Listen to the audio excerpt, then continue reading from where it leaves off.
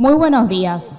Con la presencia de la señora Defensora General de la Nación, doctora Estela Maris Martínez, y de la Defensora de los Derechos de las Niñas, Niños y Adolescentes, doctora Marisa Graham, nos encontramos reunidos para dar inicio a la Jornada Interdisciplinaria para la Prevención y Atención de las Violencias contra Niñas, Niños y Adolescentes. Esta actividad nace de la necesidad de abordar de manera integral y coordinada un problema que afecta a nuestra sociedad en su conjunto. Es por ello que hoy se encuentran presentes representantes de los Ministerios Públicos de la Defensa y Fiscal y del Poder Judicial, tanto nacionales como provinciales, de los Ministerios de Educación, de Justicia y de Derechos Humanos y de Salud de la Nación y de la Provincia de Buenos Aires, de la Defensoría de los Derechos de las Niñas, Niños y Adolescentes, especialistas de las áreas de Pediatría y Psicología e integrantes de UNICEF, para compartir experiencias, conocimientos y estrategias que nos permitan prevenir y atender las violencias contra niñas, niños y adolescentes de manera conjunta. Agradecemos la presencia de invitados especiales, señoras y señores.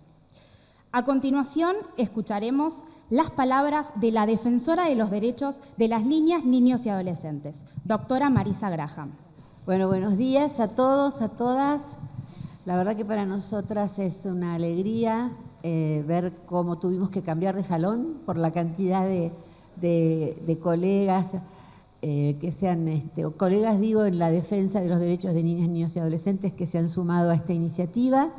Decirles que desde que asumí, junto con nuestro defensor adjunto, el doctor Hernández, la Defensoría de los Derechos de Niñas, Niños y Adolescentes, después de 14 años de que no poder cumplir con la ley, hemos recibido y tenemos en trámite alrededor de 1.326 causas, denuncias.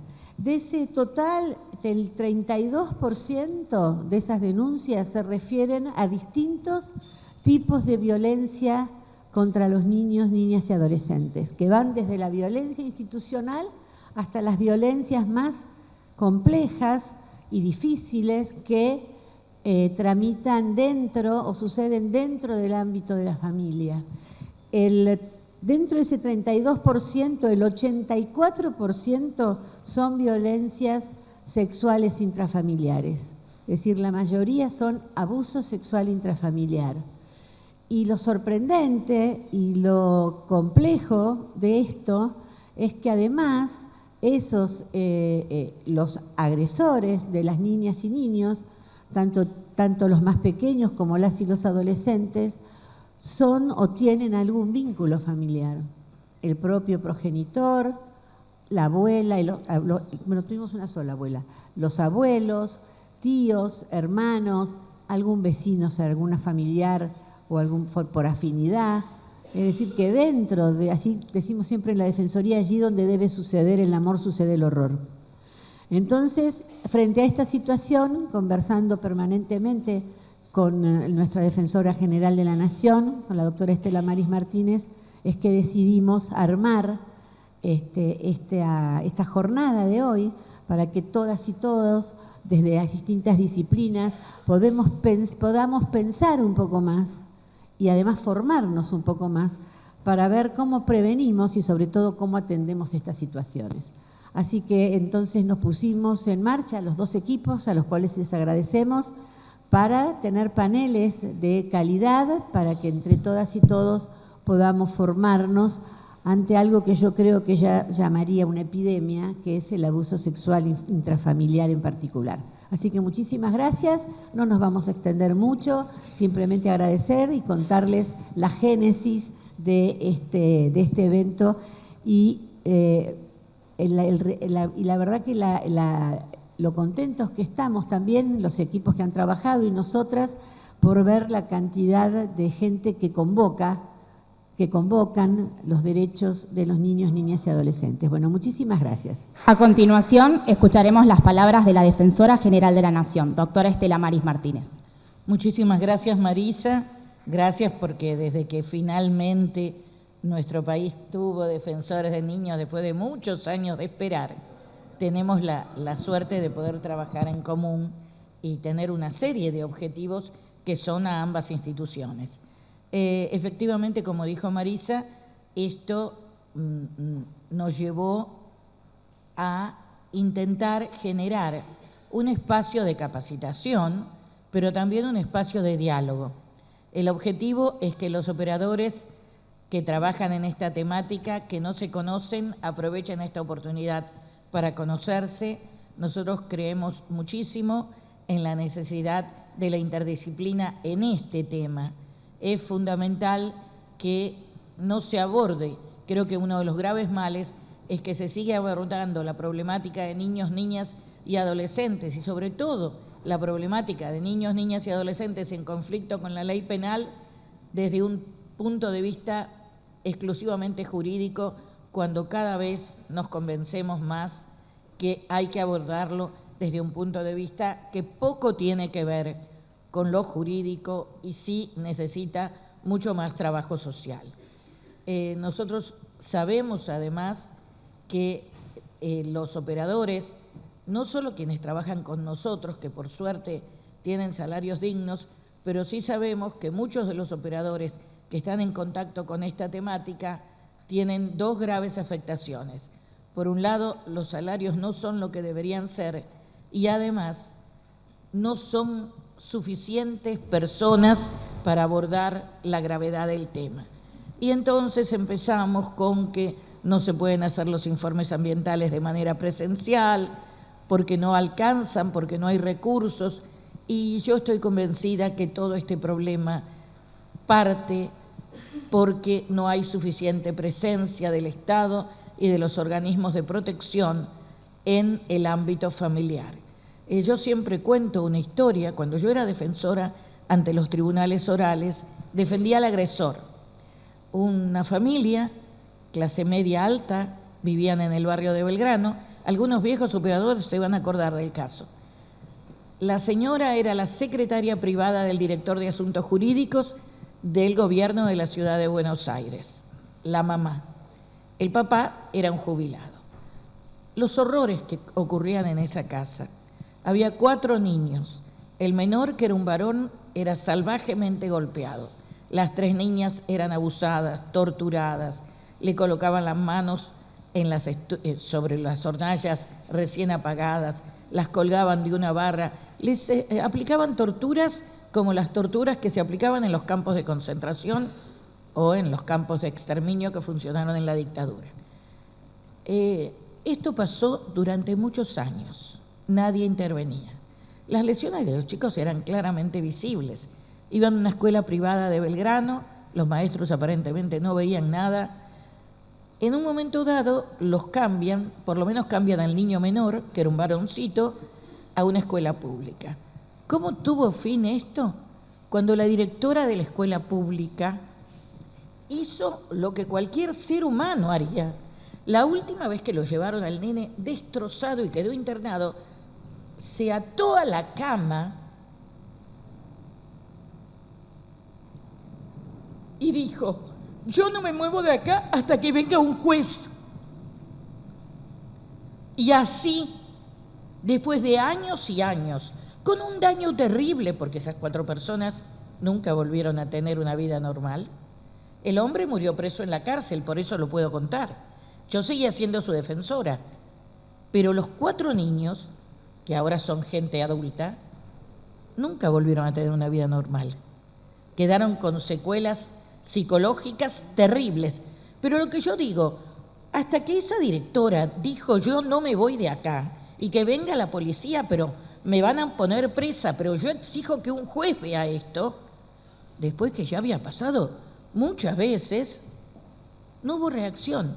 Entonces, un poco esta jornada tiene como objetivo, además de formarnos nosotros, además de nutrirnos nosotros, además de conocernos los que no se conocen y poder establecer redes eficientes de protección, que ayudemos a instalar en la sociedad que esto ocurre. Así como se negaron durante mucho tiempo las violencias contra las mujeres, hay como un mito, y ahora ya no está la falsa protección del derecho de corrección, porque el código ya se ha reformado. Nadie puede utilizar ese argumento. En ese caso que les cuento, algunas veces los niños escapaban, iban a la comisaría, iba la madre, la secretaria del director de Asuntos Jurídicos, les pegaba delante de los policías y los llevaba arrastrando de vuelta a la casa. Porque esas cosas pasan. Ahora todo el mundo está sensibilizado porque mataron a Lucio.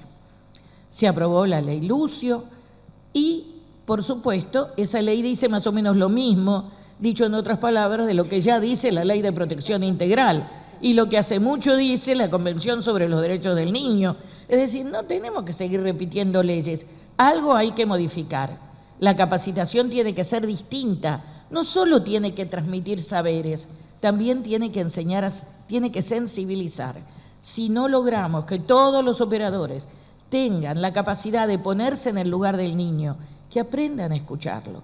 Hay muchos que han avanzado muchísimo, muchos que hacen un trabajo maravilloso y sufren la falta de recursos, la falta de reacción del Estado, la falta de lugares donde se pueda llevar y proteger a los niños, que eso lo sufrimos todos.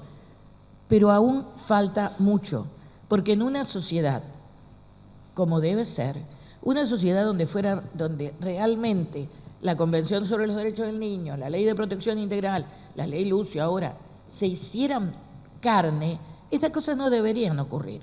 Es absurdo, pero lo entiendo, que la ley tenga que decir que se garantiza la identidad reservada del que hace la denuncia. O sea, esto demuestra que hay una serie de actitud permisiva todavía al día de hoy. Y contra eso tenemos que luchar. Y tenemos que luchar a todos los niveles. Por eso estas jornadas, por eso como para respirar entre todos los que estamos en la misma lucha y emprender de nuevo con un nuevo impulso y seguir trabajando, pero también seguir reclamando. No puede ser que niños, niñas y adolescentes no importen. No puede ser que siempre estén último en el orden de prioridades.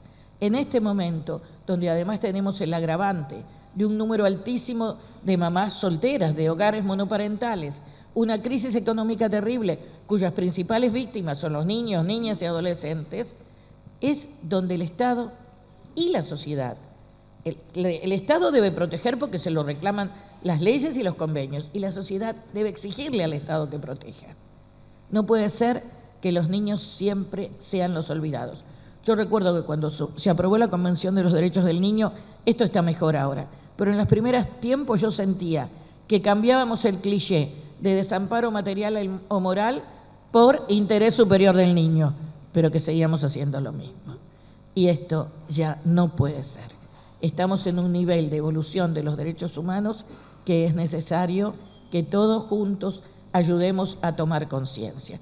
Por eso esta jornada, que es una invitación a la reflexión, a la capacitación, pero también es el compromiso muy grande de dos mujeres que hace mucho que están en este tema y que van a seguir luchando por los derechos de niños, niñas y adolescentes. Pero los verdaderos luchadores, los que están en la trinchera, son todos ustedes. Y son a todos ustedes que con mucho respeto les pedimos que se sigan sacrificando como lo hacen permanentemente, que se sigan ayudando los unos a los otros, que se siga respetando mucho el trabajo de todas las otras disciplinas que contribuyen a mejorar la situación de niños, niñas y adolescentes, que se le dé la debida importancia y que todos juntos caminemos hacia un futuro donde finalmente los niños realmente sean sujetos de derecho y no aparentes, porque en realidad nunca funciona así, objetos de protección. Por eso muchas gracias, Marisa, por el trabajo conjunto que hacemos y por la enorme responsabilidad con que has tomado tu tarea. Y muchas gracias a todos y a todas. Muchas gracias, y sé que no les estamos pintando un lecho de rosas, pero sí estamos reconociendo que si no fuera por ustedes, esta situación sería aún mucho peor. Por eso agradecerles por el inmenso esfuerzo que hacen, pedirles más, lamentablemente todavía hay que pedir más, y ponernos como siempre a su disposición para que estas cosas horrorosas en nuestro medio no se sigan repitiendo. Muchísimas gracias y adelante con las jornadas. Las declaramos formalmente inauguradas, que sabemos que van a ser extraordinariamente exitosas por el alto nivel de los paneles. No puedo terminar sin agradecer al equipo de la Defensoría General de la Nación, concretamente de la Secretaría General de Capacitación y Jurisprudencia, y al equipo de la Defensoría de Niños, Niñas y Adolescentes por el enorme esfuerzo que hicieron, que está reflejado en la alta presencia que tenemos en un momento que debemos reconocer que muchas veces cuando se organizan eventos presenciales no hay público. Esta muestra de público nos señala que se necesita este tipo de encuentros y que ustedes, como siempre, hiperresponsables, hipercomprometidos, reaccionan con su presencia. Muchas gracias.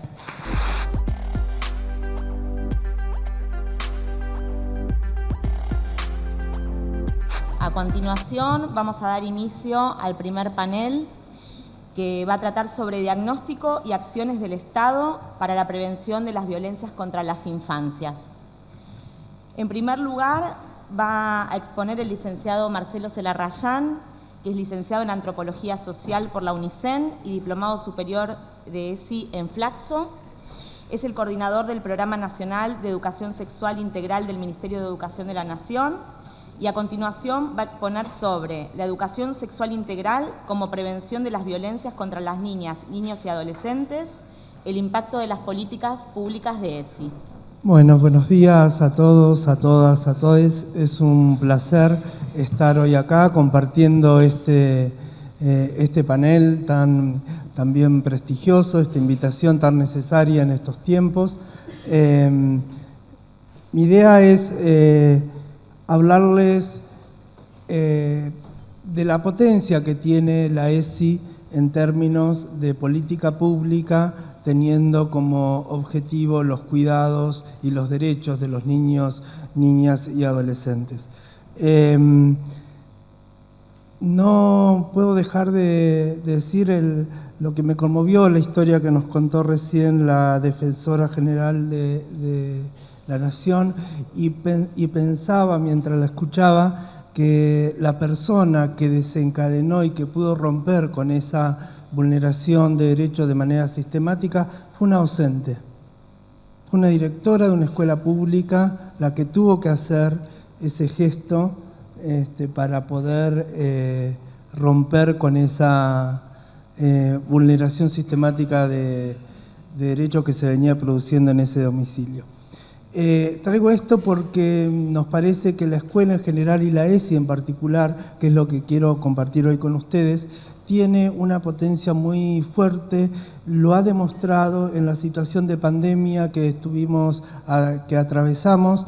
Pensamos cuando empezó la pandemia en el programa nacional cuál iba a ser el lugar que íbamos a ocupar, y lo que nos devolvía justamente los territorios, las provincias, los y las docentes, era una demanda altísima del trabajo con la ESI, porque la ESI lo que aporta fundamentalmente es algo del orden de lo dinámico, de lo vital, del derecho que se pone en juego cotidianamente en la escuela.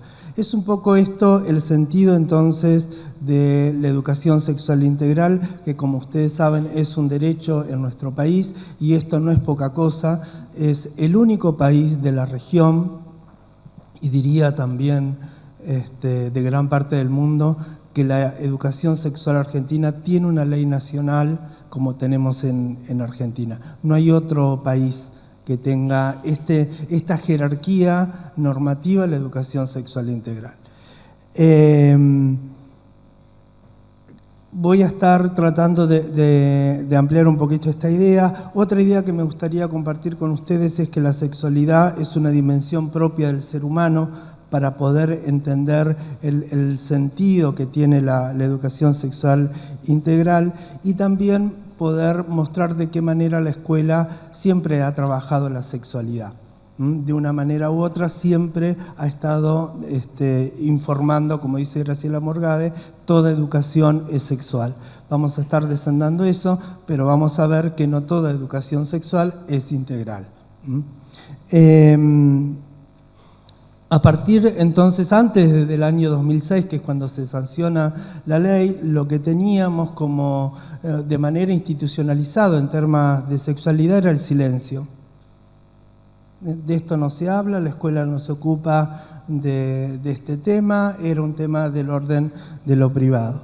En esos contextos, las personas que hoy somos adultas, la mayoría al menos, nos fuimos encontrando las respuestas que necesitábamos a través de prejuicios, estereotipos, distintos medios de información.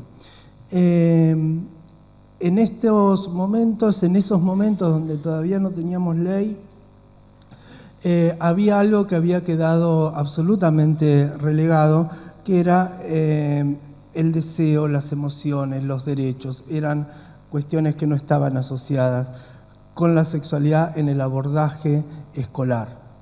Recuerdo las primeras capacitaciones que hacíamos de ESI y preguntábamos, bueno, ¿con qué palabras se asocia la sexualidad? Y en esos primeros años, estoy hablando de los años 2009, 2010, 2011, aparecía el abuso, aparecían todas las situaciones de vulneración de derechos vinculadas con la sexualidad. No aparecía la sexualidad en clave de derecho, no aparecía la sexualidad en clave de deseo, no aparecía la sexualidad en clave de identidades. En ese sentido hemos recorrido un camino bastante interesante.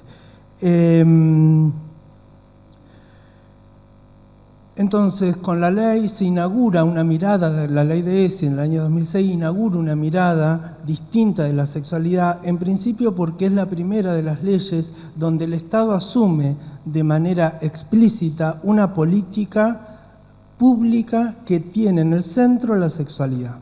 Hay otras leyes como matrimonio igualitario, como identidad de género, como IVE, donde estas leyes recuperan el sentido de la sexualidad en clave de derecho, corriéndonos del apartado o de la mirada tradicional de la sexualidad vinculada a la reproducción.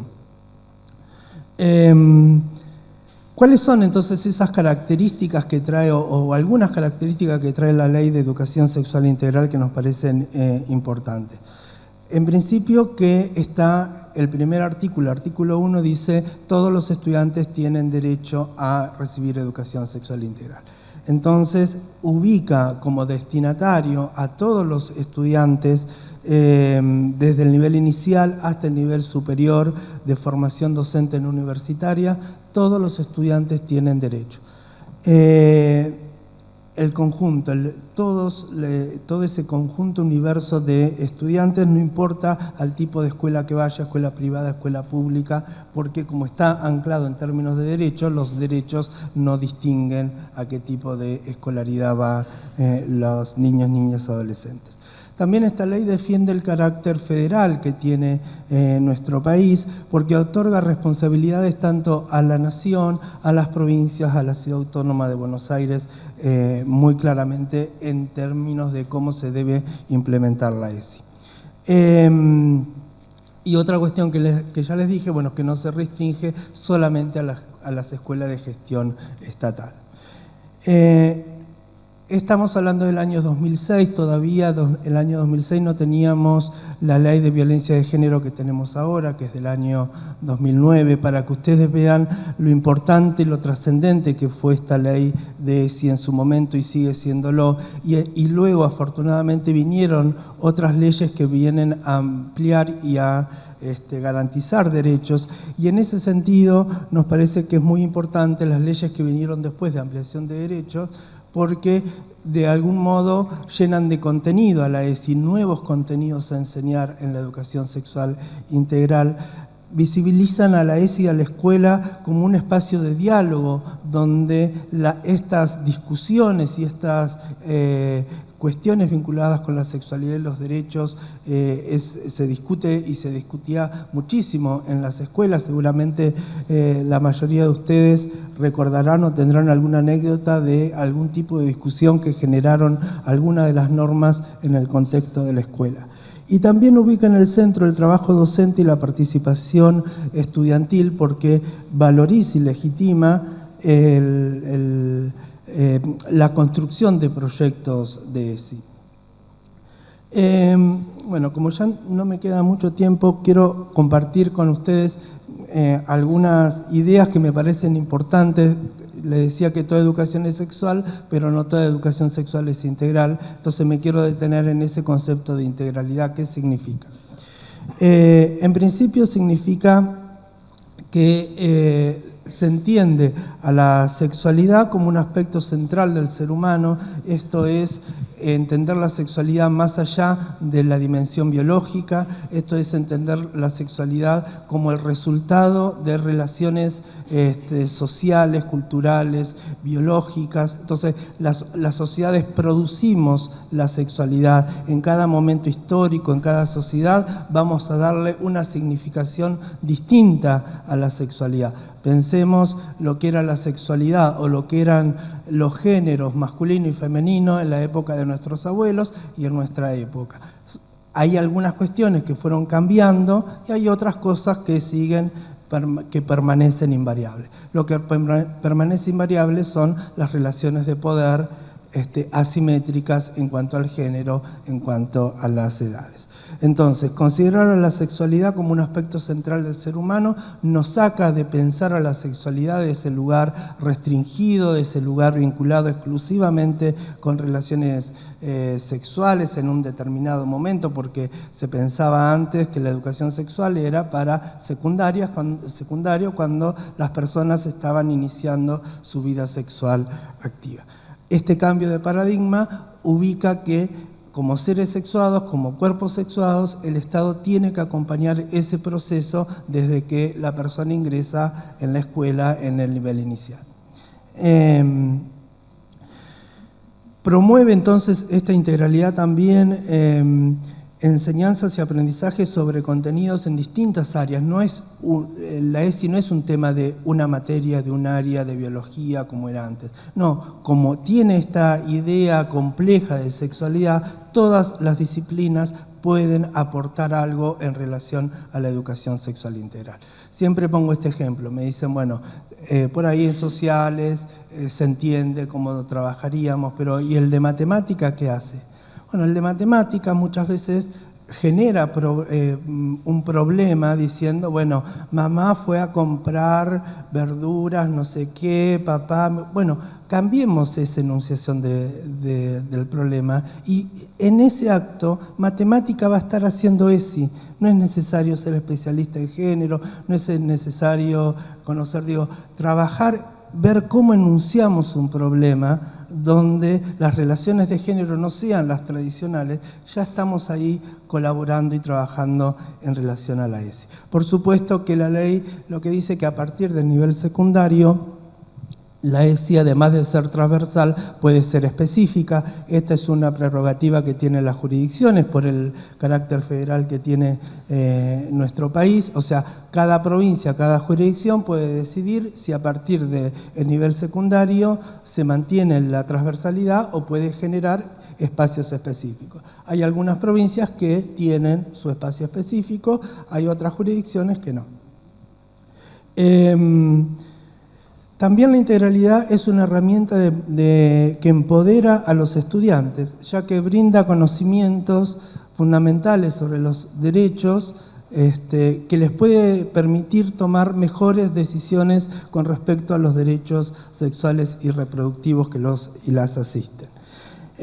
Toma en consideración algo que es central y que también ya estuvo dicho en el panel de presentación, que es niños, niñas y adolescentes como sujeto de derecho. Esto es clave, o sea, la ESI parte de ese presupuesto de que niños, niñas son sujetos de derecho. Y también la ESI da cuenta de las desigualdades estructurales que tiene que ver con el género, con la orientación sexual, con la identidad de género, con la expresión de género. En términos más concretos, esta integralidad se ve reflejada a partir de 5 ejes conceptuales que trabajamos en la educación sexual integral, que son el cuidado del cuerpo y la salud, entendiendo esta idea de cuerpo, del cuerpo sexuado, la salud como derecho, que seguramente acá el colega seguramente puede aclararnos mucho con respecto a esto. El reconocimiento de la perspectiva de género, porque justamente es la perspectiva de género la que permite dar cuenta de muchas de las desigualdades que aún seguimos teniendo. El respeto a la diversidad, poder entender que existen distintas orientaciones sexuales, que la heterosexualidad o la heteronorma no es la única forma válida, buena, sana de vivir la sexualidad. Existen distintas identidades de género, distintas expresiones de género, y la escuela en este sentido no está para formar personas heterosexuales. La escuela está para enseñar, para dar información sobre derechos, y después las personas decidirán qué hacer con su vida. Así como la escuela no está para decir si una persona tiene que ser heterosexual o no, también esto me parece que es central decirlo en este contexto, la escuela no es neutral, la ESI no es neutral, tiene un posicionamiento muy claro, por eso también la ESI es tan atacada en estos momentos, viene siendo atacada de una manera muy fuerte, no solamente en nuestro país, sino en otros países de la región, y este ataque tiene que ver justamente por las cosas buenas que trae la ESI, por la perspectiva de derecho, por la perspectiva de género, por esta mirada de la diversidad que trae, cómo amplía posibilidades la educación sexual integral. Y esto me parece que también es importante porque pone en juego no solamente los derechos de niños, niñas, adolescentes, sino que recupera la educación sexual integral, el protagonismo docente. Son niños, niñas y adolescentes donde están acompañados por personas adultas, y es ese empoderamiento que también sucede en las personas adultas la potencia que tiene la ESI. O sea, cada vez que hacemos capacitaciones, que el programa las viene haciendo de manera ininterrumpida desde que se creó el programa en el año 2008, cuando se aprueban los lineamientos, hasta el día de hoy, siempre hay demanda de educación sexual integral por parte de los docentes, que esto está muy bien, porque justamente lo que viene a hacer la ESI, como me lo dijo una docente en una capacitación, la ESI no te aliena, la ESI recupera el sentido de que estoy frente a un sujeto y yo mismo me reconozco en esa interacción. Entonces, la ESI trae algo, y con esto ya voy cerrando, que recupera vínculos, y en ese sentido la ESI aparece fuertemente como una de las pedagogías del cuidado que tenemos que seguir fortaleciendo. El cuidado que se hace carne en el vínculo, en la relación, y en esa relación donde ambas partes están absolutamente, se reconocen como tales.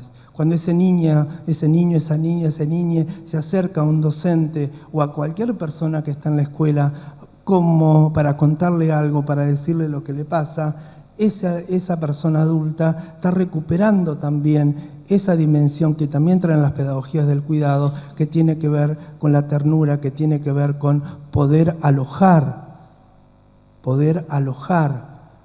esa singularidad que tenemos cada una de las personas, que tienen cada una de los niños, niñas, adolescentes en la escuela, con la dificultad que esto tiene. No estoy diciendo que nada de esto sea sencillo hacer, o sea, quienes estamos acá sabemos de dificultades, pero quiero poner en juego nuevamente la potencia que tiene la ESI en relación al cuidado y en términos de pedagogía del cuidado, porque no solamente recupera entonces a ese niño, sino que recupera a ese adulto. Y por más que muchas veces se dificulte cuando se devela una situación de vulneración de derecho en la escuela, sabemos que lo que viene después muchas veces es engorroso, es dificultoso, muchas veces no se resuelve como queremos que se resuelva o como esperamos que se resuelva, pero nada de esto corre de lugar a la escuela como un lugar de encuentro. Y esto, hay estudios que dicen, por ejemplo, que en las personas que sufrieron abuso sexual durante su niñez, cuando son adultas, recuerdan mucho la persona con la primera persona que pudieron hablar. Y no están diciendo con la primera persona que le resolvió la situación. Es la primera persona con la que hablan. Y tenemos, ya ahora no tenemos tiempo, pero en todo caso lo dejo para las preguntas, tenemos mucha información sobre que los y las docentes son las primeras personas adultas con que los niños, niñas, adolescentes hablan de temas vinculados con la sexualidad. Entonces digo, ahí tenemos una idea de personas adultas que cuida, que puede alojar, que recupera el vínculo a partir de la ternura, de la escucha, de la mirada. Digo, no sé si tanta palabra. Digo, hay que escuchar, hay que mirar, después poner palabra, hay que alojar esa diversidad. Bueno, todo esto forma parte de lo que trae la ESI. En los distintos niveles, en las distintas modalidades. Para cerrar, simplemente decirle que en nuestro país, en todas las provincias, hay un equipo de ESI jurisdiccional que viene trabajando. Estos equipos son más grandes, más chicos, pero todas las jurisdicciones tienen un equipo que viene trabajando en estas temáticas.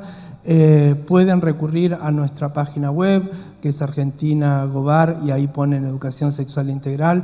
Pueden descargarse todos los materiales que hemos hecho, que son muchísimos, las propuestas de capacitación, que también son muchísimas. Por supuesto que todavía falta, hay algo y hay un desafío que no me quiero olvidar, al menos en esta primera presentación.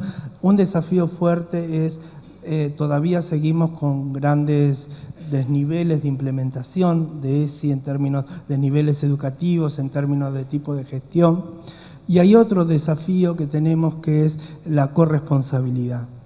Hay un trabajo que es escolar propiamente, implementar la educación sexual integral. Ahí tenemos varios desafíos, pero sabemos que en estos temas la escuela sola tampoco puede, y el trabajo intersectorial sabemos que es dificultoso, y creo que ese también es un desafío que tenemos por delante, mejorar estos mecanismos para este trabajo intersectorial, que en definitiva lo que buscamos, lo que buscan todos y lo que busca este trabajo es que haya niñeces más felices, adolescencias más felices, y que puedan ejercer sus derechos en plenitud, que es un poco el sentido por el cual hoy estamos acá. Bueno, muchas gracias, y después en todo caso seguimos con las preguntas.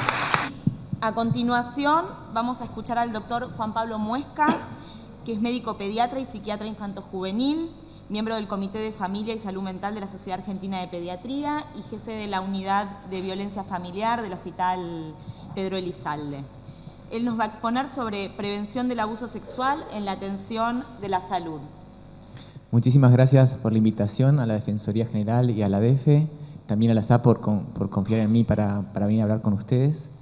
Bueno, voy a hablar de la prevención del abuso sexual, que es una de las formas de violencia dentro de la familia, hacia los niños, pero no es la única forma de violencia que se sufre, y está en contexto con muchas otras formas de violencia, como la de género o intrapersonal o colectiva. Y lo digo porque a veces la prevención no solo va, mismas acciones de prevención pueden funcionar para prevenir varias formas de violencia. Igualmente, entonces vamos a hablar de la prevención del abuso sexual en el ámbito de salud, sabiendo que el maltrato hacia los niños, y en especial el abuso sexual, excede lo biológico, lo médico. Implica lo psicológico, lo social, lo jurídico, lo educacional, lo cultural, lo religioso, lo político. Y por eso es necesario que intervengamos muchas organizaciones, no solo salud. El hospital, el organismo de protección de derechos, el consejo, la justicia. Y la importancia en ese caso entonces también de manejar lo interdisciplinario. Dentro del hospital, los psicólogos, los trabajadores sociales, los médicos, el abogado, pero con las otras jurisdicciones también, con las otras organizaciones también. Esto de lo interinstitucional es una dificultad. El abuso sexual no es una enfermedad como la tuberculosis, donde hay un germen, pero muchas cosas pueden, de la parte médica, nos ayudan a ver y entenderla para poderla comprender mejor, como por ejemplo los factores de riesgo, los factores de protección y, por ejemplo, factores de riesgo: ser nena, ser mujer, ser niña, tener discapacidad mental, tener discapacidad en cuanto a poderse expresar, son todos factores de riesgo que aumentan la posibilidad de sufrir abuso. Digamos, también estaría que generalmente los abusos se dan dentro del contexto familiar por alguien conocido, como decía Estela Maris. Muy bien, voy a hablar de un aspecto que es los niveles de prevención, porque en general pensamos prevención como prevención primaria. Lo copio de lo médico y después lo traduzco a abuso. La prevención primaria es la que se hace antes de que surja la enfermedad. Las vacunas. Me doy una vacuna, no tengo la enfermedad para no tenerla. En el abuso sería lo que se puede hacer antes de que ocurra una situación abusiva para que estemos como inmunizados para eso. La ESI sería un gran ejemplo. La prevención secundaria actúa en el periodo asintomático de la enfermedad. Por ejemplo, la pesquisa de hipotiroidismo. Tengo hipotiroidismo, todavía no tengo síntomas, y la pesquisa neonatal, la sangre que le hacen en el talón a los bebitos. Y lo trato inicialmente, no genera la enfermedad. Bueno, en este caso, en caso del abuso sexual, sería la prevención antes de la develación. ¿Cómo tengo que estar atento para pensar que cómo me voy a darme cuenta de que esto puede estar pasándole a alguien? Síntomas que son a veces inespecíficos, entonces tengo que educar y formar a los que están en contacto con estos niños. La prevención terciaria, que no se piensa tanto como prevención, es la que actúa sobre una enfermedad ya diagnosticada, ya conocida, y busca o restablecer la salud ad integrum o rehabilitar, que esto afecte lo menos posible. Tratamiento de una neumonía. La tengo, la neumonía, uso el antibiótico, por ahí me recupero completamente. Es prevención, porque si yo no hago eso, me enfermo más o me muero. Y por último, bueno, en ese sería, ¿qué se requiere una vez que se detecta un abuso sexual para que no se siga agravando esa situación, se resguarde a esa persona y el camino que tenga que hacer posterior a eso sea lo más simple posible? Vamos a charlar después de eso. Y la prevención cuaternaria, que no es muy conocida, por lo menos en el ámbito médico sí, pero creo que en los otros no, es evitar intervenciones que pueden ser innecesarias o perjudiciales. En el caso de la medicina, por ejemplo, el rastreo de cáncer de próstata universal no es útil porque detecta muchos más cánceres, pero no se muere menos gente por cáncer a menor edad. O sea, la intervención me diagnostica tempranamente, pero no me cura, y sí me genera tener conciencia de una enfermedad previamente y los problemas que puede traer la terapia de eso. O sea, por eso tengo que estar atento en que si vamos a hacer alguna intervención, esa intervención no sea perjudicial y esté probado que sea útil para lo que estamos queriendo hacer. Entonces va a haber que hacer trabajo científico para investigar esto. Un problema podría ser las campañas de prevención para detección de abuso sexual. Si después no tenemos equipos para poder sostener los nuevos casos, yo avisé, yo dije y ahora estoy peor que antes. Prevención primaria. La de la ESI no voy a insistir porque fue muy claro Marcelo.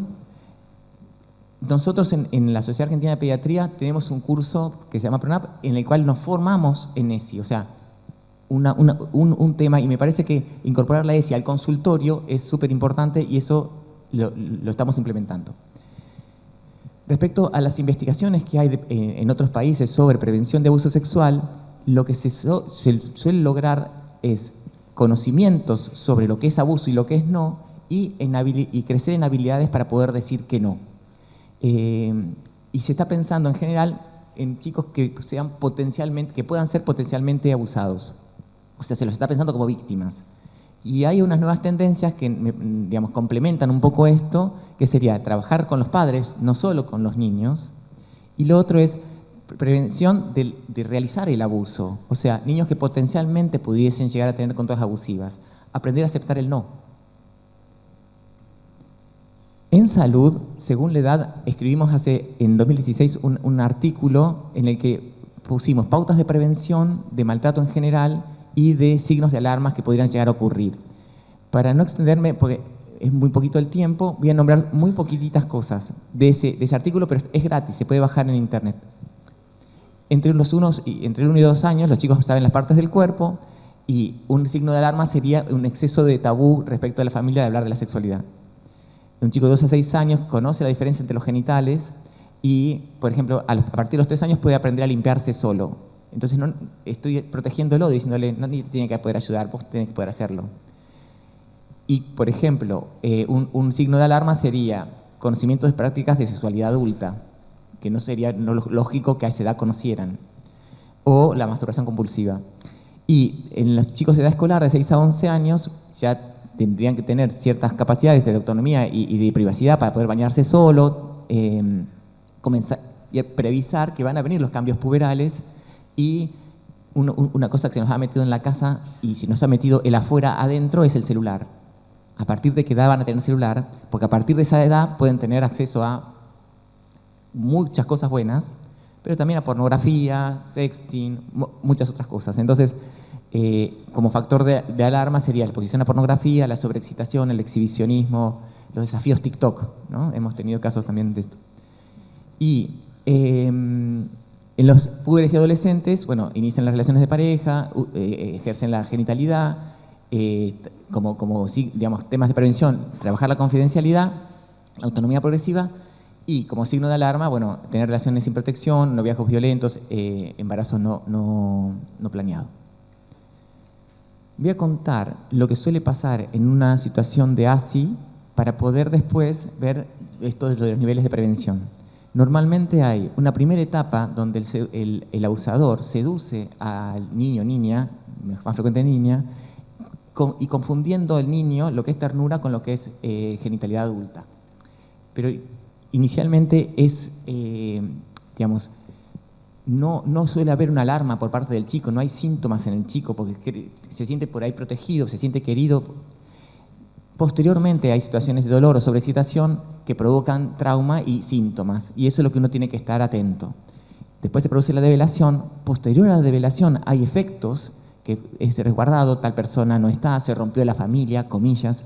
Hay familias que son cuidadoras y otras que no lo son, entonces el chico tiene que ser alojado en otro lugar. O sea, haber hablado tiene una consecuencia inicialmente muy negativa y puede haber una retractación. Esto es como parte de lo normal. Lo cuento para ir sabiendo las cosas que pueden llegar a suceder. Siempre es necesario evitar la revictimización. Entonces, la prevención secundaria, que es antes de que ocurra la develación, tiene que ver con entrenar a los profesionales que van a estar en contacto para poder detectar estas situaciones y saber cómo preguntar sin influenciar y generar una cosa que no está, pero también para saber detectar esto que puede estar sucediendo. La ley Lucio viene en este camino a formarnos más y, entre otras cosas, garantiza la reserva de identidad del denunciante, que me parece que es algo que puede ayudar a las personas que intervengan en estas situaciones iniciales. En salud es muy común en la guardia que en algún momento venga una madre trayéndonos una chica diciéndole vengo para que la revise, creyendo que el abuso sexual va a ser siempre con una marca en lo físico, cosa que no es así. Menos de un cuarto de los pacientes que sufren, niños que sufren abuso sexual, tienen alguna lesión o alguna enfermedad de transmisión sexual que oriente a esto. O sea, la mayoría no va a tenerlo, lo más importante va a ser el relato. Y para eso hay que saber escuchar, y para eso tiene que haber equipos interdisciplinarios en las guardias como hay.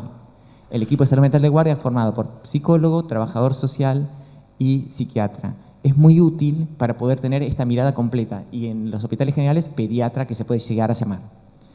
Entonces, importante para todos es, abuso sexual no es sinónimo de violación, obvio que toda violación es un abuso, pero es importante saber cómo fue, qué pasó, para poder, porque hay cosas médicas que sí se pueden resolver si hubo una lesión con riesgo de transmisión sexual o, por ejemplo, penetración en las últimas 72 horas. Pues se puede prevenir enfermedades de transmisión sexual y se puede prevenir embarazo. O sea, hay una acción médica. Y ahí está una norma del Ministerio de Salud muy buena de 2021, muy útil, muy clara. Vamos entonces a hablar cómo sería la intervención. Las fases de intervención son, primero, un diagnóstico situacional. Por eso, ¿tiene diagnóstico de abuso? Es difícil responder esa pregunta, porque hay un diagnóstico inicial para escuchar y ver, y si esto es muy claro o no es tan claro y hay que seguir evaluando. Entonces, ¿cómo continuar esa evaluación inicial? Y eso nosotros lo llamamos diagnóstico situacional de sospecha de abuso, que requiere evaluar cuánto riesgo hay y en base si el riesgo es alto, un resguardo. O sea, no tiene que estar en contacto con el que se sospecha que pudo haber sido quien lo abuse. Esto implica una presentación al organismo de protección de derechos, al Consejo en este caso, en Buenos Aires, y a veces, cuando es muy claro, denuncia penal. Esto podría ser en el ámbito de salud y como esto es muy difícil, a veces muy conmovedor en las familias, hay que plantearse la necesidad de internación para poder resolver esto dentro de un ámbito protegido. Posterior a esto es el diagnóstico, más de tiempo, más de poder hablar, más de cómo impactó. Eso es un proceso, lleva más sesiones, muchas más. Y se hace en un ámbito terapéutico, que no necesariamente tiene que ser en salud. Sí tiene que ser en resguardo, sí tiene que ser con medidas cautelares vigentes. Después está la declaración testimonial o no, la cámara GESEL o no, el ámbito penal y el tratamiento que implica trabajar sobre las consecuencias que ha tenido el abuso y sobre las consecuencias que ha tenido la intervención. Entonces, prevención terciaria es cuando ya está el diagnóstico hecho para prevenir o disminuir el impacto. Entonces decíamos que es un proceso el diagnóstico, que hay una intervención de los órganos de protección de derechos, que presentación en la Oficina de Violencia Doméstica garantiza, por suerte, tener medidas cautelares muy rápido. Esto es una genialidad para ciudad, que no es lo mismo en provincia.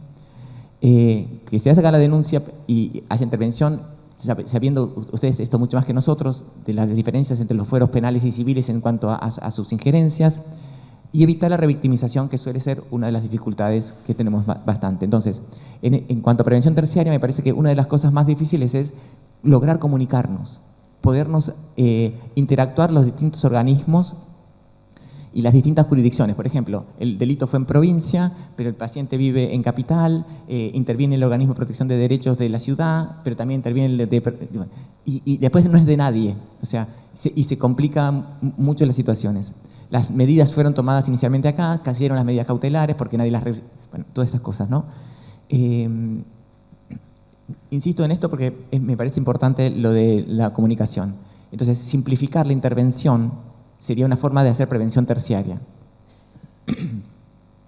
La prevención cuaternaria, que era no agregar daño, lo planteo desde lo médico, por ejemplo, en los casos de interpretar infecciones de transmisión sexual linealmente como abuso. Por ejemplo, tener un nene con verrugas anales por HPV no es igual a abuso.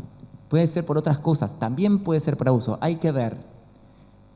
Sería iatrogénico separar a los padres inicialmente, sin otra cosa, solamente por esto. Habrá que escuchar, esto digo. Entonces, cuidado en intervenciones que dañen.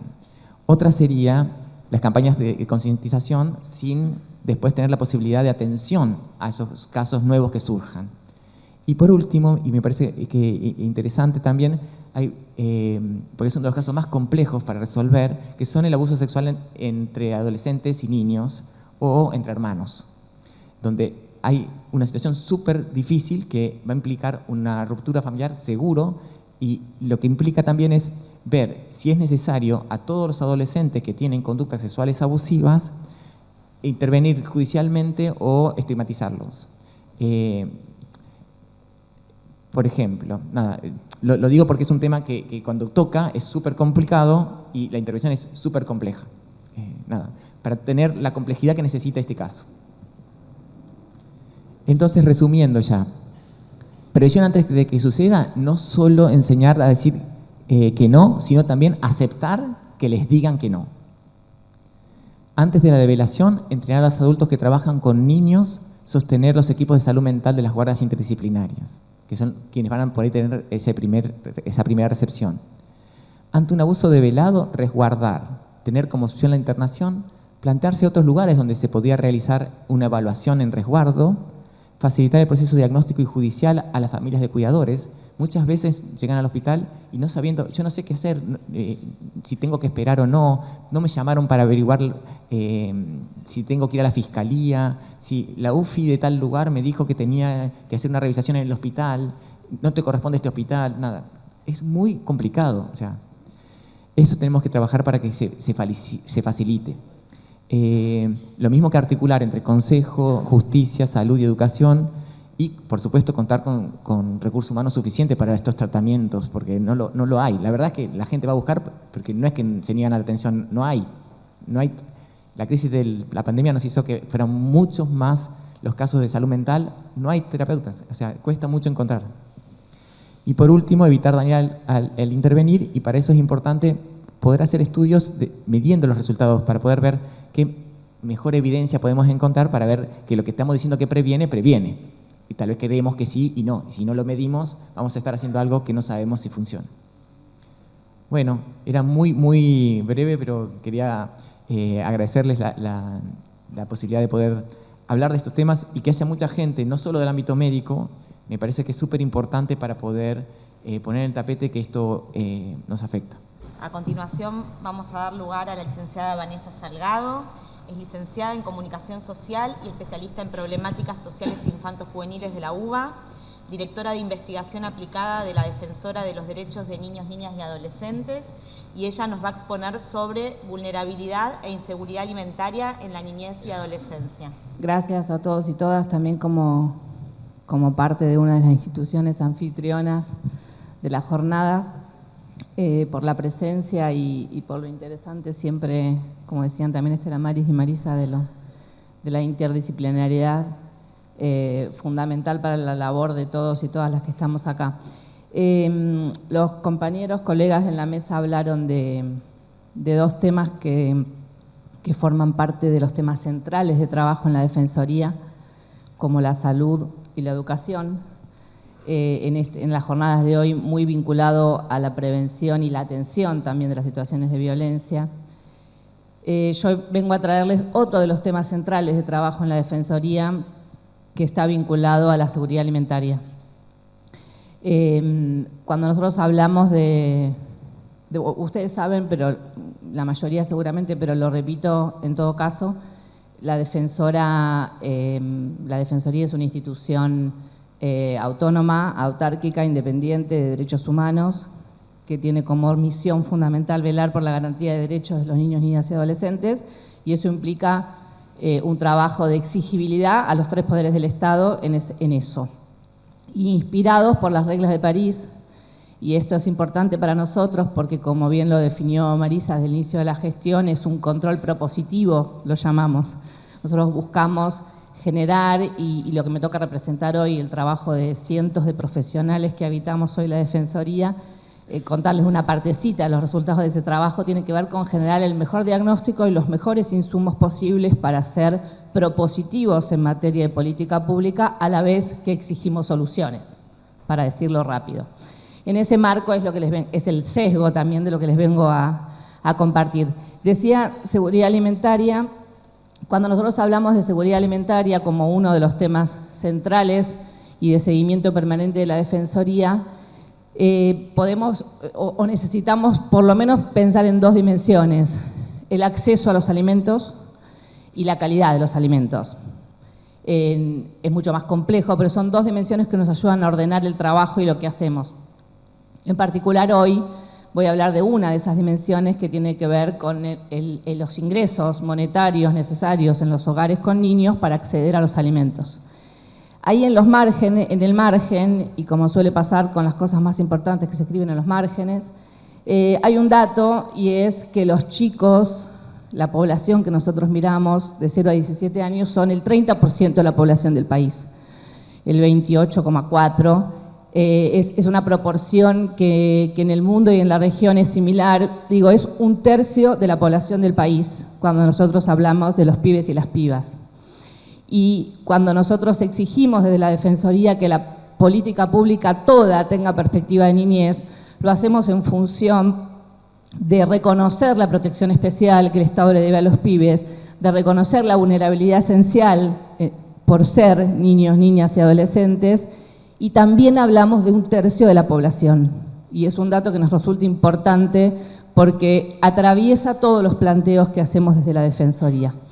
Entonces, cuando hablamos de la seguridad alimentaria, hay un concepto que utilizamos que es el de la comensalidad, porque además de acceder al alimento, es preguntarse qué comen los chicos, dónde comen los chicos, con quién comen los chicos, porque eso nos permite complejizar la mirada sobre a qué alimento acceden, en qué lugar comen, en qué vivienda, si la tienen, en la escuela, en qué comedor y con quién los cuida, quién los protege. La idea de comensalidad nos abre la cabeza para mirar la seguridad alimentaria de una manera más compleja o más completa. Dentro de la dimensión de los ingresos o del acceso económico a los alimentos está la dimensión de los ingresos, y nosotros miramos los ingresos a los hogares con niños todos los ingresos, los laborales y los no laborales. Y miramos esos ingresos contra las canastas básicas totales o las canastas básicas de alimento, para poder ver si esos ingresos son suficientes a la hora de adquirir aquellos productos o servicios que necesitamos para que los pibes tengan una vida digna. Digo, esto es importante porque cuando nosotros nos quedamos con la parte de las transferencias monetarias que el Estado hace a los hogares con niños, fundamentalmente a los hogares pobres con niños, que ahora vamos a ver, estamos hablando en este marco del mundo de los ingresos. Y estamos hablando en algo que tiene que contextualizar la mirada para nosotros de una forma indispensable, que también está escrito en el margen, que es la palabra desigualdad. Porque nosotros miramos, desde el rol de la defensora especialmente, miramos los problemas, observamos, diagnosticamos, no para comentar la realidad. Tenemos un rol y una misión, que es trabajar incansablemente para transformarla en función de la garantía de derechos de los pibes. Entonces, lo que hacemos tiene que llevarnos a un lugar de soluciones, cada cual desde su rol, de los que estamos hoy acá, por ejemplo. Y llevar a soluciones tiene que ver con hacer un buen diagnóstico del problema. Entonces, nosotros sabemos que el mundo tiene una diferencia, una desigualdad norte global sur. Sabemos también de las desigualdades al interior de la región y sabemos de la región más desigual del mundo, sabemos de las desigualdades al interior de nuestro país. Porque nosotros podemos, ayer decía Marisa en unas jornadas en Entre Ríos respecto al mismo tema, nosotros podemos crecer en ingresos, podemos crecer en renta, podemos producir más, pero si seguimos siendo inequitativos en el reparto de la riqueza y de la renta, no vamos a llegar a la solución de los problemas vinculados, por ejemplo, a los ingresos a los hogares con niños para que todos y todas las pibas coman debidamente. Eso como contexto. Entonces traigo algunos datos, intentaré no aburrir, pero nos parece importante también poder mostrar el trabajo que hace la DEFE. Mucho de este trabajo es público, forma parte de los pronunciamientos, 17 pronunciamientos que la defensora lleva realizados y que están en la página web. Acá estos son series históricas de pobreza. Lo que nos muestran esas columnas, la rayita del medio es el promedio de pobreza de la población argentina. Y lo que nos muestran las columnas, la más alta, la más clarita, es la pobreza en niñez, 0 a 17 años, la más oscura es la pobreza de 18 o más, o sea, de los adultos y las adultas. Lo que queremos mostrar rápidamente acá es cómo la pobreza en los niños siempre es superior. Y el promedio que publica el INDEC cuando publica pobreza siempre contiene adentro una sobrerepresentación de la niñez cuando miramos la pobreza. Son 1/3 de la población, pero son más del 40% de los pobres. Lo mismo pasa con la indigencia o la pobreza extrema. Y hoy nos vamos a quedar con estos datos porque cuando hablamos de seguridad alimentaria o inseguridad alimentaria hablamos de los ingresos contra la canasta de alimentos, ¿sí? Y eso es comer o no comer. Vemos la misma sobrerepresentación, vemos las mismas diferencias de la incidencia de la indigencia en la población de niños y en la población de adultos. Les cuento un paréntesis, los equipos técnicos de la Defensoría trabajamos sobre las bases de los datos oficiales, los microdatos que publica el INDEC, la encuesta permanente de hogares, la encuesta urbana, que nos permite hacer sobre los mismos datos una mirada específica que tiene que ver con la misión y con el rol que tiene la Defensoría, que es mirar de la manera más innovadora posible todo lo que esa base de datos, esos datos, esa estadística nos dice sobre la vida de los pibes y de las pibas. Esto es un ejercicio, yo sé que son aburridos los ejercicios, pero es para ejemplificar. Esto tiene que ver, la línea que se ve en el medio es la línea de indigencia. Y lo que se ve para la izquierda son los hogares, el porcentaje de niños que viven en hogares indigentes, o sea, cuyos ingresos no cubren la canasta básica de alimento. Pero está dividido en los porcentajes, el porcentaje que se ve arriba de cada columna es el porcentaje de ingreso que le falta a esa familia para llegar a cubrir la canasta básica de alimentos. Y del otro lado, de la derecha, el porcentaje que le sobra o que excede la cobertura de la canasta básica.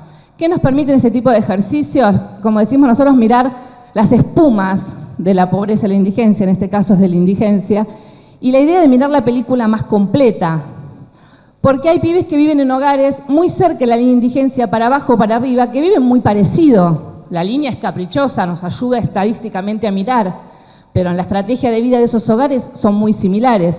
Y para ser oportunos, además, en política pública, cuando los presupuestos son chicos, las frazadas son cortas y todas esas discusiones que se dan, es muy importante ser oportuno y saber qué tipo de qué cantidad de ingreso necesitan los hogares donde viven los pibes y las pibas para vivir mejor y para acceder a los alimentos adecuadamente. Entonces, este tipo de ejercicio lo que nos da son mejores pistas a la hora de cumplir el rol que tenemos en este tema en particular.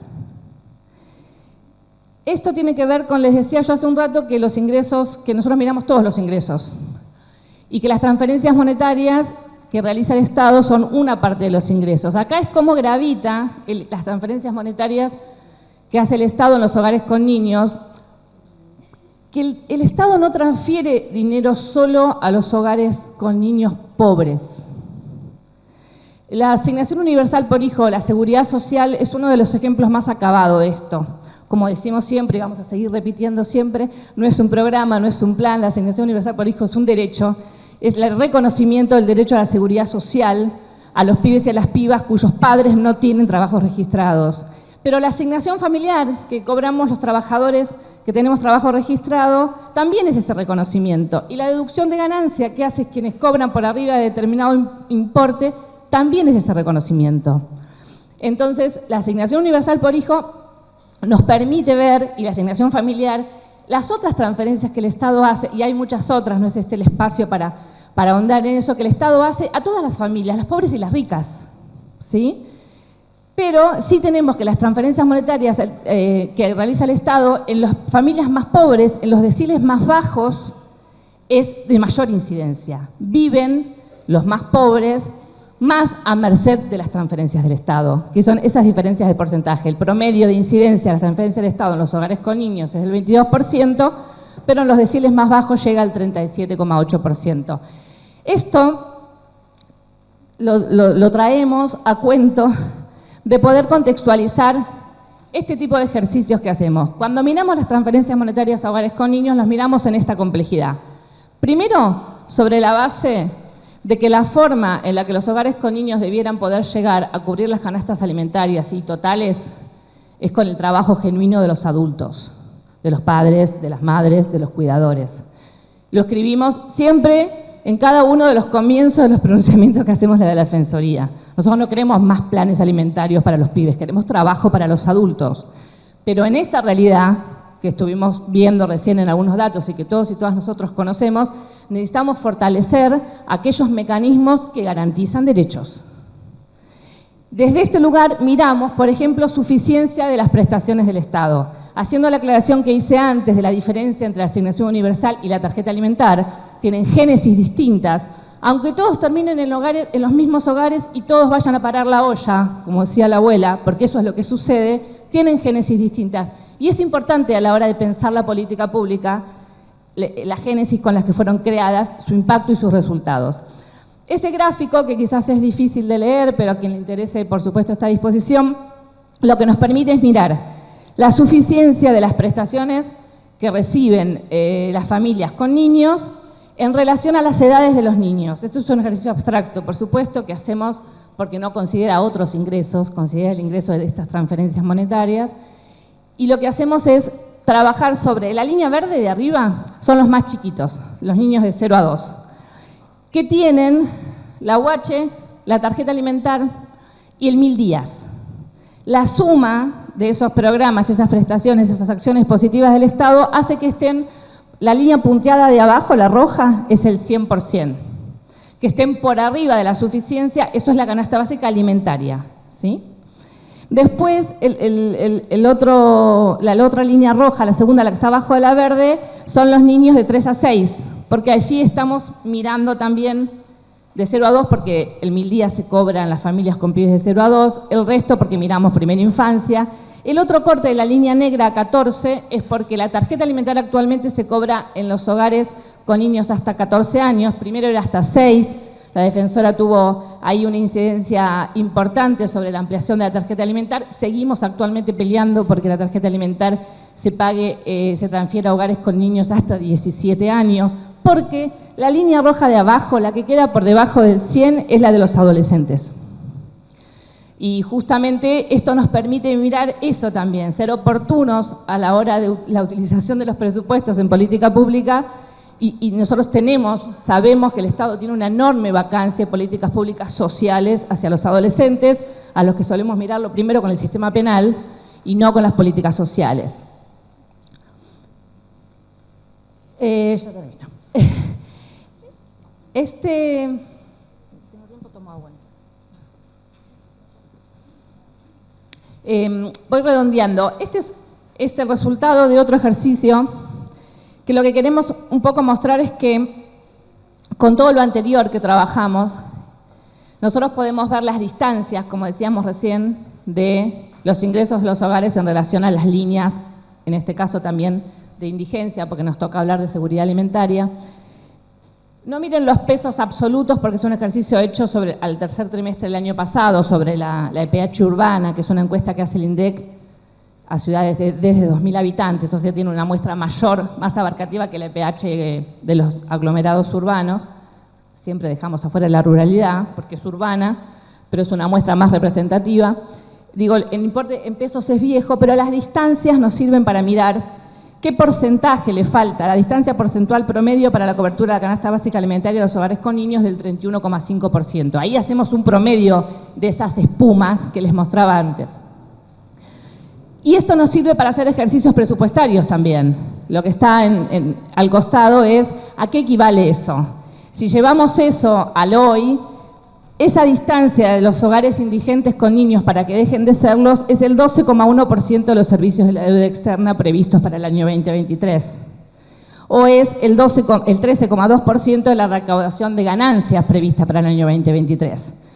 No es este el escenario, aunque podría ser interesante en debatir acerca del pago de la deuda o de la recaudación de ganancias, pero el ejercicio lo que nos dice es que se puede, que es posible, que necesitamos decisiones políticas adecuadas, que los gobiernos tienen que darse en sus tres poderes decisiones políticas adecuadas para resolver los problemas de indigencia, que es ni más ni menos que los niños, niñas y adolescentes de nuestro país coman debidamente. Entonces, me parece que hay una idea que también rondaba en lo que decían los compañeros antes respecto a las políticas públicas en salud y en educación, y es que el ciclo de la política pública siempre indica, o debiera de indicarnos, la necesidad de evaluar su impacto. Y muchas veces pasa que las gestiones de gobierno terminan antes de poder evaluar el impacto de la política pública, que es un déficit, ¿no? Políticas públicas que debieran ser del Estado y no de los gobiernos. Pero hay políticas públicas que tenemos evaluadas.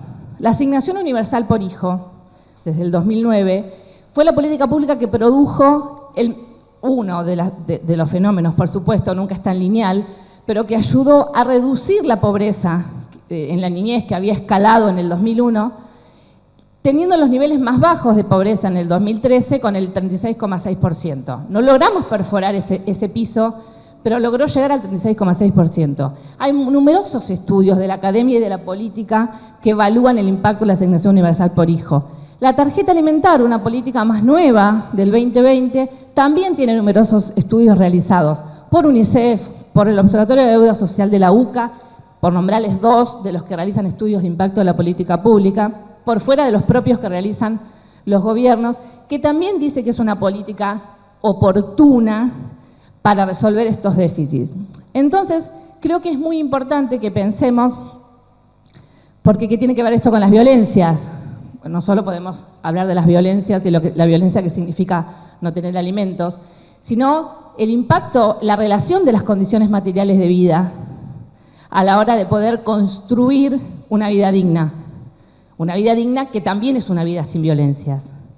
Entonces nosotros no podemos ni hacer, lamentablemente, reducciones tan sencillas, como ayer Marisa también decía, puede recibirse, cuidarse y protegerse amorosamente a un niño que nace en un lugar donde no tiene cuna, donde dormir, y puede recibirse de una forma violenta, maltratadora a un niño que tiene una cuna de oro donde dormir.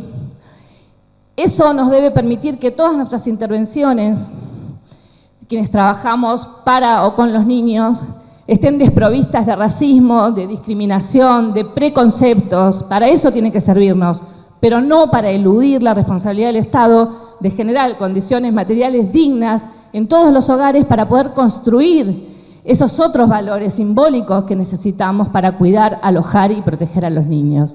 Entonces, si hay políticas públicas que son adecuadas, que tenemos medido su impacto adecuado, debemos trabajar, gobierne quien gobierne, para que esas políticas públicas se profundicen.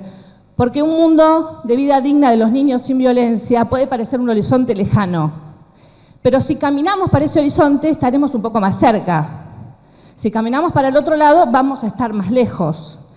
Entonces, es importante que quienes controlamos y quienes tienen la posibilidad de participar del diseño y la implementación y la ejecución de las políticas y las decisiones en los tres poderes del Estado, caminemos hacia ese horizonte. Y quien no lo haga, no podrá hacerlo, al menos en nombre de los derechos humanos de los niños y de las niñas. Gracias. Bueno, muchas gracias Vanessa, muchas gracias a los tres.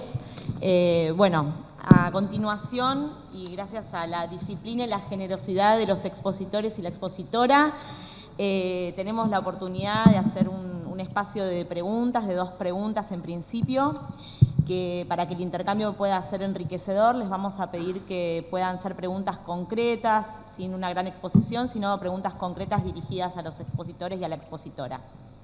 Para el doctor Mohuesca, cuando él dice que en la prevención primaria hay que enseñar a los niños a decir que no y también a saber que van a recibir un no. La segunda parte no la entiendo. Que cuento son trabajos que hay en Estados Unidos acerca de qué medidas y qué estudios se han hecho, haciendo estudios, digamos, cuáles fueron la eficacia y cuáles fueron los objetivos de los trabajos de prevención en abuso sexual. Y hay mucho trabajo, y hasta muchísimos, en educar lo que sería un poco la ESI, que allá no hay, para saber qué es abusivo y qué no, y para tener habilidades para poder decir que no, ellos mismos ante un supuesto abusador. Entonces, están pensando que todos los chicos son posiblemente abusables y hay que enseñarles a poder rechazar esto y detectarlo cuando surja. Esto es lo habitual. Lo que no se está pensando es que también estos mismos chicos tienen deseos de tocar a otros no digo que todos vayan a ser potencialmente abusadores, pero seguramente sí, en alguno de ellos era niño antes de tener conductas abusivas. Entonces también parte del trabajo de prevención están pensándolo como incorporar que pueden ser potencialmente abusadores o que pueden tener conductas potencialmente abusivas. Entonces hay que enseñarles a decir que no cuando los van a abusar y aceptar el no cuando ellos quieran hacer algo que no corresponda. Por ejemplo, estoy pensando, para no pensarlo tan grave y como abusivo, pero los chicos tienen curiosidad, quieren tocar al otro, el otro lo quiere tocar, veamos, si es un juego entre niños, los dos están de acuerdo, no hay ningún problema. Habrá que evitar situaciones inadecuadas, pero también van a tener que aceptar a que les digan que no, en las parejas, en la adolescencia, en cualquier momento, digamos. Tener esa perspectiva, incorporar esa perspectiva. Bueno, mi pregunta también muy cortita para Marcelo Celarrayán. Teniendo en cuenta, como usted explicó, que ya es indiscutible que la ESI es una herramienta necesaria para el crecimiento de los niños y adolescentes, me interesaría saber cómo se llega con la ESI a los pueblos más remotos, a las escuelas rurales de Salta, Jujuy, Formosa, Chaco, teniendo en cuenta sobre todo el gran índice que se está registrando sobre el chineo, ¿no? La violación a las niñas y adolescentes originarias. Sí, ahí también hay algo muy interesante para poder seguir trabajando en la ESI.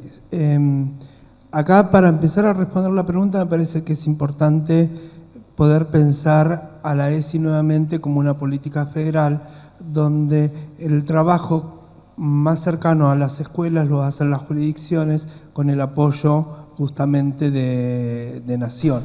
En ese sentido, nosotros hemos tenido un trabajo muy interesante que se puede consultar en la página de nuestro programa, donde se ha trabajado, por ejemplo, con pueblos indígenas y cómo adaptar el material de ESI a pueblos indígenas con la participación de los propios pueblos indígenas. Hemos trabajado con la modalidad de educación rural, también en las distintas jurisdicciones. La educación rural tiene el desafío para la ESI de poder, cómo pensamos la educación sexual integral en contextos donde tenemos en el aula a niños, niñas, adolescentes de distinto grado, con distintas... Eso es todo un tema que siempre trabajamos con la modalidad de educación rural, porque ahí hay algo sin duda para poder, para seguir trabajando. En los lugares más remotos, creo que una de las cuestiones que nos dejó la pandemia es la posibilidad de trabajar a través del sistema remoto, digo, ¿no? Con internet y demás. Fundamentalmente estoy hablando en términos de capacitación docente.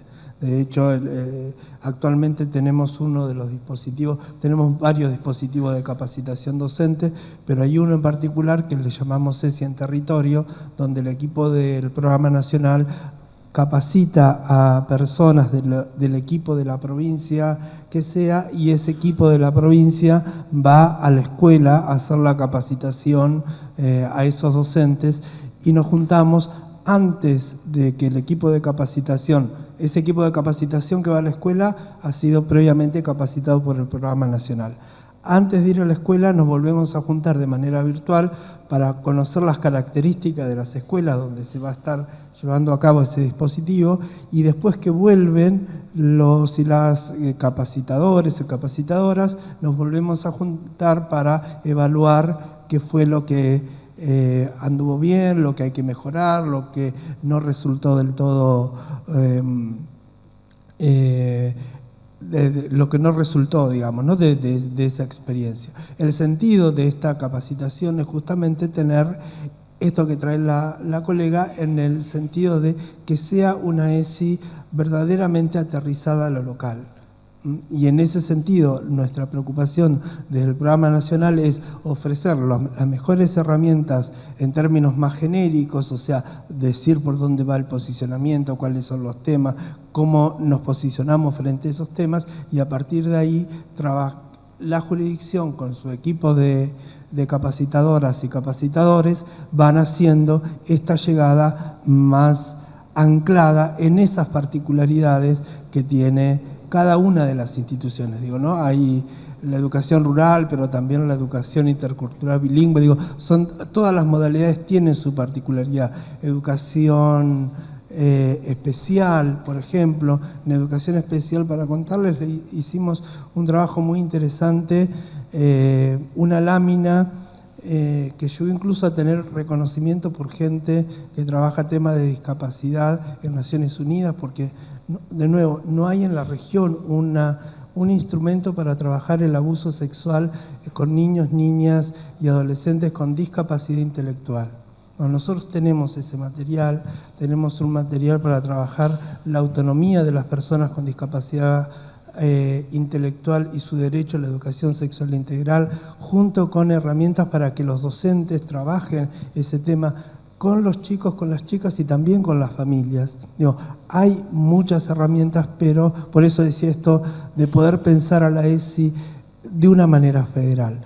Lo hacemos siempre en articulación con las provincias y son las provincias quienes seleccionan a las personas y nosotros las capacitamos y después van. Y esto nos interesa porque parte del sentido de esta política pública es dejar capacidad instalada, corrernos también de este lugar que Buenos Aires lleva a la gente que sabe, al interior, donde se supone que, digo, no, hay gente ya 17 años de educación sexual integral que tiene un bagaje de información, un bagaje de conocimiento muy importante en términos de capacitación docente, y lo que nos interesa es potenciar y acompañar esos desarrollos en todas las provincias, justamente para dar cuenta de esas situaciones más dificultosas, más complejas, que por ahí desde el nivel central, pensando de manera más macro, no siempre uno recupera esas singularidades. Bueno, muchas gracias a todos los expositores y quería preguntarle a la doctora o licenciada, no me acuerdo bien, Vanessa Salgado, que habló de la vulnerabilidad alimentaria, del acceso y la seguridad alimentaria, la calidad, etcétera, ¿no? Y escuchando a los tres expositores, y seguramente después se va a seguir hablando del tema de las violencias contra los niños, niñas y adolescentes, me quedo pensando si se podría decir que el acceso a este tipo de vulnerabilidad condiciona a las otras, ¿no? Porque me pareció como no la más importante, sino la que realmente condiciona a todas las otras. Y me quedé pensando también la UH, los 1000 días, la tarjeta alimentar, que llega a los niños, niñas y adolescentes más pobres, que la idea no es que perduren, sino que siempre fueron medidas de emergencia, pero bueno, en el país sabemos que siempre se extienden, la emergencia deja de ser emergencia, pasa a ser la regla, y se apunta al trabajo. En realidad la pregunta es, el tema de la alimentación para mí es lo principal y que va a condicionar todo lo que venga después, todos los otros abusos, pareciera. No sé si es así. Muchas gracias. Yo creo que lo que intentaba decir sobre el cierre es muy interesante lo que decís, lo que preguntabas para pensarlo. Yo creo que uno puede hablar de condicionantes, no de determinantes, en temas vectorizados o absolutos. Por esto que decía, digo, ahí sería un error gravísimo caer en la lectura simplista de que el problema de la violencia son los pobres. Digo, la inseguridad alimentaria es una forma violenta en la que el Estado se relaciona con las personas, claramente, porque no está garantizando un derecho básico que es el de la alimentación. La vulneración de derechos es una forma, cuando nosotros miramos la relación del Estado con la niñez, miramos esto, ahí el Estado por acción o por omisión se relaciona con los ciudadanos y la inseguridad alimentaria es una de las formas de las violencias del Estado con las personas. Eso por un lado. Por otro lado es cómo impacta esa condición de vida material en las personas para tener esa posibilidad de crear subjetividades que nos permitan cuidar a los otros. Nosotros venimos repitiendo, analizando y pensando que en la sociedad han cambiado los lazos, se han roto lazos sociales y se han generado lazos sobre la base de otros componentes. Y las violencias es una forma de un lazo que hoy habita la sociedad. Y la violencia contra los niños en particular y las niñas y las que vamos a hablar durante la jornada, seguramente hoy, gente que sabe mucho más que yo sobre el tema específico. Entonces me parece que sí hay una relación, nosotros necesitamos que todos los hogares donde habitan, primero todos los niños habiten en hogares, tengan viviendas, ¿sí? Y que en todas esas viviendas, hogares, que no es lo mismo, donde habitan nuestros niños, haya condiciones materiales de vida dignas resueltas. Y eso es una condición de equidad sobre la cual podemos plantearnos todos los demás problemas. Entonces sí es fundante, no en una mirada vectorizada de que esto determina esto y que porque no tengo el alimento adecuado violento a mis hijos. Digo, esa lectura simplista es la que hay que evitar, pero no por eso desresponsabilizar al Estado y a quien lo gobierna en cada momento de las políticas públicas que generen esas condiciones materiales de vida, ¿sí? Sí, pregunta para el licenciado Celarrayán y el licenciado Muesca, y también para la licenciada Salgado. Pero en principio para los dos primeros expositores, el licenciado Celarrayán, usted expuso que como desafío tienen pendiente abordar la intersectorialidad, ¿no? ¿Qué aspectos de la intersectorialidad ustedes pretenden abordar? Y que me parece que está entrelazado y vinculado con la exposición del segundo expositor, en relación que tuvieron inconvenientes con la vinculación con ciertos organismos a partir del trabajo que llevan adelante, ¿no? Y para la licenciada Salgado, si podría, a partir del concepto de comensabilidad, abordar qué es lo que comen los niños, ¿no? Y porque también las tres preguntas están vinculadas entre sí, se puede desprender dónde lo comen y con quién los comen. Te agradezco mucho la pregunta, creo que cuando vine a charlar, me emocionó cuando habló Estela Maris y también Marisa de la situación, reconociendo las dificultades que hay. Una de las dificultades principales ante una situación de develación de abuso sexual es poder interactuar. Lo detectó la escuela o lo detectó salud, y todos los pasos posteriores para poder comunicarse ese efector de salud o ese efector de la escuela con los organismos de protección de derechos, los organismos de protección de derechos entre sí, dentro del organismo, porque interviene la guardia del consejo, después seguimiento del consejo, después la defensoría, y no se comunican, y Atena. O sea, la verdad tenemos mucha complejidad ahí. Yo te agradezco mucho porque es una dificultad concreta que nos cuesta, digamos, en el trabajo del día a día. Independientemente de lo difícil de la situación de por sí ante un abuso sexual en una familia que a partir de esa develación deja de funcionar, ya no funcionaba como familia, pero deja de funcionar. Vale para muchos otros aspectos, pero específicamente en abuso sexual con detección es un caso. Agrego, a ver, educación y la ESI hemos venido trabajando en articulación con otras áreas del Estado, donde hemos hecho distintas niveles y propuestas de trabajo intersectorial. Me voy a estar dedicando en la respuesta particularmente a un plan que seguramente lo conocen, que es el Plan ENIA, que es un plan para destinado a bajar los índices de embarazos no intencionales en la adolescencia. Este plan articula el trabajo de 3 ministerios nacionales: Ministerio de Salud Nacional, Ministerio de Desarrollo Social y Ministerio de Educación Nacional. Por Ministerio de Educación está la ESI. Uno de los objetivos de ese plan, que está en 12 provincias actualmente, son las provincias que tienen los mayores indicadores de embarazo no intencional en la adolescencia, y ahora la comandancia de ese plan la tiene Salud y la está ampliando para transformarla en una política universal, que también hay todo otro desafío. Pero me voy a estar refiriendo más puntualmente a lo que se ha venido desarrollando en este Plan ENIA, que está funcionando desde el año 2017. Y lo que nosotros vemos cuando hablamos del desafío de las articulaciones es, piensen, este plan va a educación secundaria en aquellas comunidades de determinadas provincias y en algunas escuelas. O sea, tiene un nivel de mirada muy, muy fina hacia dónde se realizan las acciones.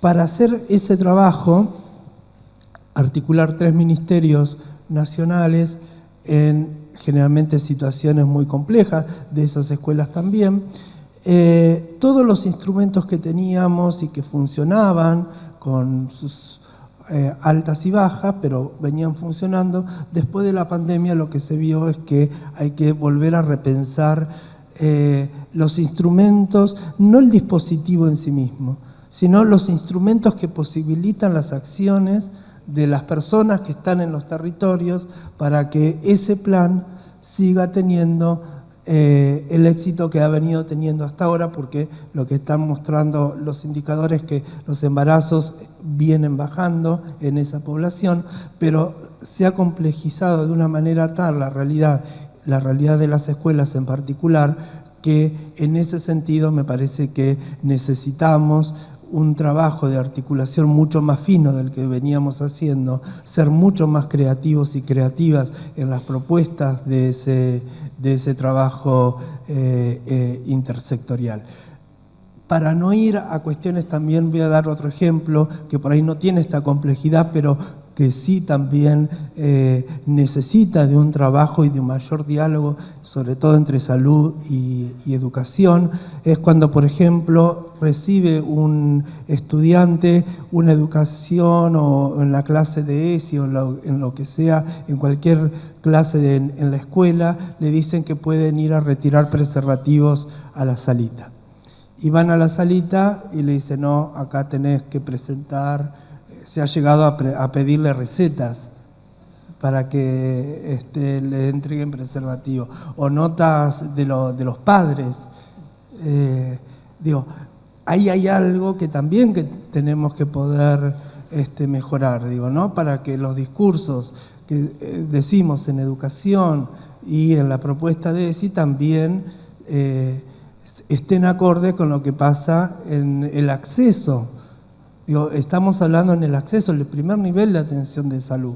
No estamos hablando de las complejidades cuando una situación se devela, ¿no? Estamos hablando de estas cuestiones básicas que todavía suceden. Bueno, ahí me parece que también tenemos que trabajar mucho en este trabajo, en aceitar el trabajo intersectorial entre salud y educación, por supuesto también con justicia, ¿no? Pero digo,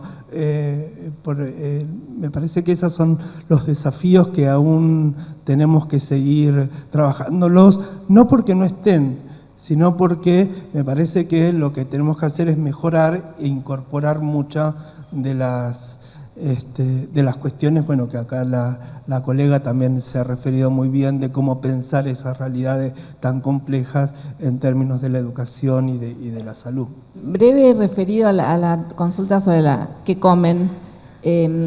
Nosotros también, yo les decía que me refería solo a una dimensión de seguridad alimentaria, que era la económica. Desde la DFS damos seguimiento a la implementación de la Ley de Alimentación Saludable, conocida como de etiquetado frontal, que tiene mucho que ver con el qué comen en términos de una política pública que lo que se está planteando es poner de manifiesto qué consumen los chicos y trabajar fundamentalmente en las escuelas, porque la ley, que es más que el etiquetado frontal, tiene todo un capítulo sobre entorno de alimentación saludable, en el entorno escolar de alimentación saludable, en los kioscos de las escuelas, pero además en las currículas, porque hay que aprender a comer, además de todo lo otro que ya charlamos, que es tener las condiciones materiales para poder acceder y tener alimentos cercanos, porque a veces no son solo el dinero que se tiene, sino dónde está el alimento, dónde se produce la agricultura familiar, digamos, un debate mucho más grande vinculado a la soberanía alimentaria, que está incluido acá en este tema, pero bueno, en particular hoy sí, uno de los temas que además desde la Defensoría y con los equipos técnicos, las otras direcciones, hemos informado el debate legislativo cuando se debatió la ley y damos seguimiento con una mesa de trabajo con el Ministerio de Salud de esta implementación. Nos parece que es importante el impacto que la ley puede tener en toda su complejidad, que es más que el etiquetado frontal, que ya es importante. Así que eso es una de las respuestas posibles a un tema mucho más vasto.